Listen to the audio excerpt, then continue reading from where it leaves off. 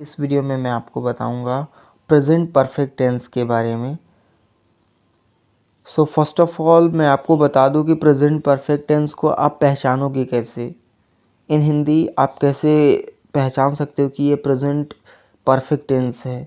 तो मैं आपको बता दूं कि अगर किसी भी हिंदी वाले वाक्य के सेंटेंस में अगर चुका है, चुकी है, चुके हैं, लिया है, दिया है, किया है या फिर इसी फॉर्मेट में और कुछ भी आ जाते हैं, कहाँ पे, जो हिंदी वाला वाक्य रहेगा उसके लास्ट में ना। देखो यहाँ पे या है, आया है ना, लिया है, दिया है, किया है, ऐसा कुछ आएगा। या फिर काम की कंप्लीटनेस की अगर बात हो रही है आपके सेंटेंस में, वो भी हाल ही में, तो आप वहाँ पे प्रेजेंट परफेक्ट टेंस का यूज़ आप करेंगे। तो चलिए बिना समय गंवाए हम देख लेते हैं कि अफर्मेटिव सेंटेंस क्या है। प्रेजेंट परफेक्ट टेंस में मैंने अफर्मेटिव सेंटेंस की बात करने जा रहा हूँ मैं। तो इसका स्ट्रक्चर है पहले कि पहले सब्जेक्ट बोला लिखने के लिए, फिर हैज़ या हैव में से दोनों में से कोई एक। अगर सब्जेक्ट सिंगुलर है तो उसके साथ हैज़, प्लूरल है तो उसके साथ हैव। फिर वर्ब की थर्ड फॉर्म आपको यूज़ करनी है and then you have to use object complements and others. Let us understand by one example. Here I have written one example. मैं एक चीज़ नोटिस किया है। देखो यहाँ पे किया है आया है, दैट मीन्स कि वो प्रेजेंट परफेक्ट टेंस को बता रहा है ना। ये काम कंप्लीट हो चुका है, नोटिस करने का काम कंप्लीट हो चुका है। That's why we will use present perfect tense. So the rule is, I mean, you have to follow this structure. First of all you have to write subject, यानी कि मैं का होता है I, and then you have to write has या have, तो I के साथ have लगता है, ये एक्सेप्शन है ना। अब ये मत कहना कि सर सब्जेक्ट सिंगुलर है तो इसके साथ हैज़ क्यों नहीं लगाएं। I, देखो ये एक्सेप्शन है और एक्सेप्शन I के साथ क्या लगता है, हैव लगता है, तो आई हैव। फिर वर्ब की थर्ड फॉर्म आपको लगानी है, तो नोटिस का थर्ड फॉर्म होता है नोटिस्ड, तो आई हैव नोटिस्ड ना, नोटिस का थर्ड फॉर्म नोटिस्ड। फिर क्या नोटिस किए हो, ऑब्जेक्ट लिख दो, अ थिंग, वन थिंग मैंने लिख दिया ना। अब चलो दूसरा देखते हैं एग्जाम्पल। देखो दूसरा एग्जाम्पल है कि मम्मी खाना बना चुकी है। दूसरे एग्जाम्पल में यहाँ पे क्या दिया है, चुकी है। दैट मीन्स कि ये भी प्रेजेंट परफेक्ट टेंस को बता रहा है ना। तो इसमें भी पहले ये सब्जेक्ट लगाइए, अफर्मेटिव सेंटेंस है ना, यहाँ पे नहीं नहीं है और कोई क्वेश्चन भी नहीं पूछा जा रहा है, तो ये अफर्मेटिव सेंटेंस है। तो इसके लिए आप पहले ये वाला स्ट्रक्चर फॉलो करिए। बोला है पहले सब्जेक्ट लिखने के लिए, तो सब्जेक्ट मैंने मम्मी लिख दिया। फिर हैज़ या हैव में से कोई एक, तो मम्मी मतलब सिंगुलर हैं तो सिंगुलर के साथ हैज़ लगा दीजिए, तो मम्मी हैज़ ना, मम्मी लिख दिए, फिर हैज़ लिख दिए। फिर उसके बाद वर्ब की थर्ड फॉर्म लिखना है, तो बना चुकी का क्या होता है, कुक, उसका थर्ड फॉर्म होता है कुक्ड। तो मम्मी हैज़ कुक्ड, मतलब बना चुकी हैं, क्या बना चुकी हैं, खाना, यानी कि ऑब्जेक्ट लिख दो तो food. Got my points. So now let us move on negative sentence of present perfect tense. So here I have written structure of negative sentence. First of all you have to write there is no more thing that you have to do, only you have to edit one thing, you have to add not after has or have। Subject plus has या have के बाद ही not आपको use करना है, and then you have to use verb का third form.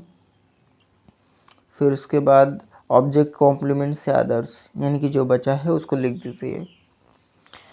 Hair I have written over example that you have to notice.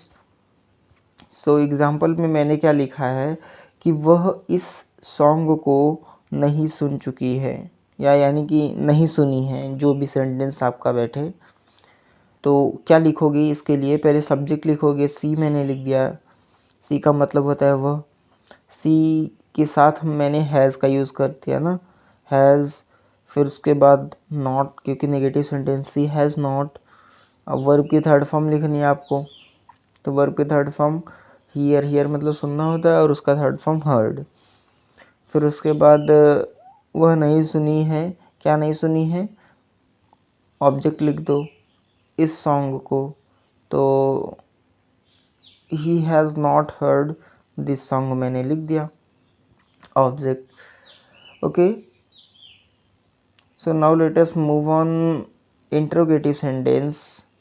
यहाँ पे देखो इंट्रोगेटिव सेंटेंस का मैंने स्ट्रक्चर लिखा है यस नो टाइप वाला। तो यहाँ पे पहले दिया है हैज़ या हैव लिखने के लिए, and then you have to write subject, verb third form and object complements others, and lastly you have to use question marks. So now let us have one example to understand. So यहाँ पे देखिए ये वाला example, क्या वह खाना खा चुका है, तो इसका क्या है, पहले हैज़ या हैव में से कोई एक लगाओगे, क्यों, क्योंकि ये यस नो टाइप है, इसको आप यस या नो में आंसर कर रहे हो। क्या वह खाना बना चुका है, हाँ या ना, आंसर कर सकते हो ना। तो हैज़ या हैव में से कोई एक लगाइए, तो हैज़ लगाया मैंने। उसके पहले आप देखिए कि सब्जेक्ट देखो लिखना है आपको, तो सब्जेक्ट इसमें क्या है, वह है, वह क्या है, ही है, ही का मतलब वह होता है ना, तो ही सिंगुलर है, इसके लिए हमने यहाँ पे हैज़ लगाया। अगर यहाँ पे ये वाला प्लूरल रहता तो यहाँ पे हैव लगाते हम लोग ना, लेकिन यहाँ पे सिंगुलर, तो सिंगुलर के साथ has. And then you have to write verb की थर्ड फॉर्म। वर्ब की थर्ड फॉर्म क्या है,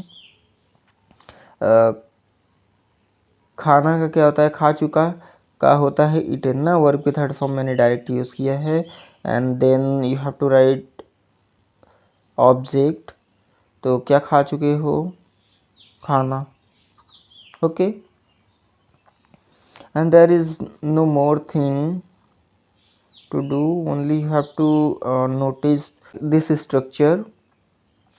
hair I have written WH, यानी कि क्वेश्चन वर्ड को पहले लिखना है, फिर उसके बाद आपको हेल्पिंग वर्ब को हैज़ या हैव, फिर सब्जेक्ट, फिर वर्ब की थर्ड फॉर्म, फिर उसके बाद ऑब्जेक्ट कॉम्प्लीमेंट्स या others, and lastly question marks.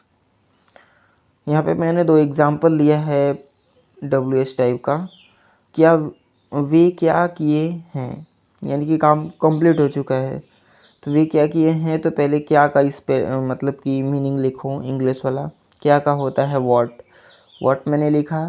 फिर हेल्पिंग वर्ब लगाना है हैज़ या हैव। उसके पहले आप देखिए कि सब्जेक्ट क्या लगेगा, तो सब्जेक्ट क्या लगेगा, दे का मतलब होता है वे ना, तो दे लगेगा, दे के साथ लगता है हैज़ या हैव में से कोई एक हैव लगता है, तो हैव मैंने यहाँ पे पहले यूज़ कर दिया, तो व्हाट हैव, फिर उसके बाद सब्जेक्ट लिखिए दे, फिर वर्ब की थर्ड फॉर्म डन, मतलब कि व्हाट हैव दे डन, वे क्या किए हैं या क्या कर चुके हैं। अच्छा दूसरा एग्जांपल देखते हैं। दूसरा एग्जांपल क्या है, तुम कहाँ पहुँचे हो, यहाँ पे दिया है कि तुम कहाँ पहुँचे हो।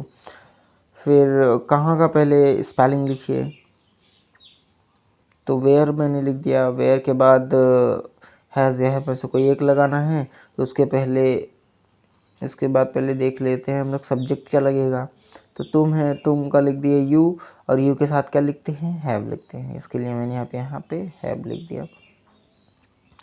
फिर उसके बाद क्या बोल रहा है कि वर्ब की थर्ड फॉर्म आपको यूज़ करनी है, तो वर्ब की थर्ड फॉर्म पहुँचना होता है रीच्ड या फिर अराइव्ड, तो दोनों में से कोई एक लगा दो, and then use question marks. Last but not the least, मैंने यहाँ पे एक क्वेश्चन लिया है कि मैं आप जैसे व्यक्ति से कभी नहीं मिला हूँ, यानी कि मिलने का काम नहीं हुआ है ना, मतलब कि हाल ही में अभी आपको कंप्लीटनेस की बात हो रहा है ना, या फिर कभी ही नहीं देखा हूँ, तो उसके लिए परफेक्ट का यूज़ करेंगे। तो उसके लिए पहले यहाँ पे सब्जेक्ट आपको लिखना पड़ेगा। देखो ये नेगेटिव सेंटेंस का है, तो लेकिन नेगेटिव को हम लोग दूसरे तरीके से, जैसे कभी नहीं आ जाता है तो उसके लिए हम लोग नेवर का यूज़ करते हैं ना, नेवर या एवर। कभी भी है तो नेवर एवर, यानी कि थोड़ा सा दबा के बातों को बोल रहे हैं तो नेवर एवर का यूज़ करते हैं हम लोग। तो हम लोग क्या यूज़ करेंगे, पहले सब्जेक्ट लिखें आई, अब आई के साथ लगा दिए हैव, तो आई हैव नेवर एवर मतलब कभी नहीं, मेट मतलब वर्ब के थर्ड फॉर्म मैंने यहाँ पे यूज़ किया है। I have never ever met मतलब कि मैं कभी नहीं मिला हूँ पर्सन लाइक यू, आप जैसे व्यक्ति से। Okay, so friends please do subscribe my channel because nowadays I am uploading a kind of video that is I think required for the 21st century and every citizen of India, because English nowadays I am teaching English right now, so I think this is extremely thing that you have to learn at any cost, because wherever you will go there is only English, and English is an international language, so we have to learn it keeping in mind. Last but not the least, I would say please do subscribe my channel once again I am saying, and hit the bell icon too, so that my videos can be reached to you, and thanks for watching this video.